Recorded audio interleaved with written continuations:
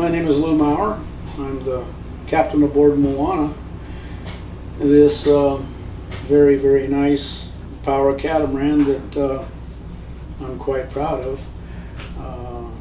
Proud because my company built the boat to begin with, and proud because I operated this boat for over 15 years.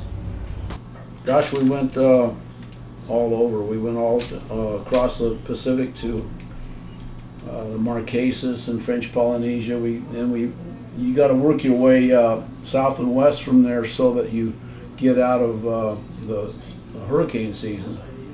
We wound up in New Zealand that first hurricane season, and then from there we went up to New Caledonia and Australia, and then all through Australasia, the Solomons and Papua New Guinea and all of those places. He told me when we were building the boat, he said, "Lew, if you can read about it, it's too late. We don't want to go there. You know, we want to go to those places the National Geographic hasn't been to yet." And that's what we did.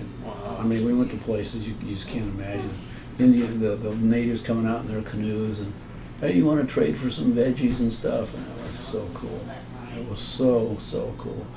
And you know, the whole thing was to take his kids, his family, to these wild places. One day these people came out in the canoes, the chief and his son. Fortunately, his son could speak English, and he explained to us that they were starving. The supply boat stopped coming until they agreed to work for practically nothing. And so the next day we went out, we caught a 500-pound blue marlin, came back and anchored off the village, and we chopped up this marlin in these great big chunks. And I personally remember handing this 12-year-old girl this piece of marlin this big around and this thick. And she put it between her legs and paddled like her life depended on it back to the village with a grin on her face you can't imagine. It was great. For whatever reason on this catamaran, the fish come so close, we stopped using the outriggers and we just fished right off the tips of the rods. The fish come right up in the white water of this boat, and we could catch marlin and tuna at will. In fact, it became so easy to catch big tuna on this boat, that was like boring. So we started fishing these monster tuna out of our small dinghy.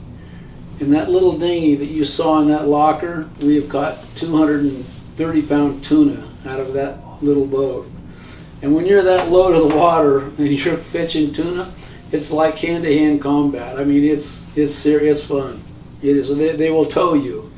We covered 118,000 miles, halfway around the world and back, and accumulated the most incredible memories you can imagine in some of the most beautiful, primitive, remote places on our planet.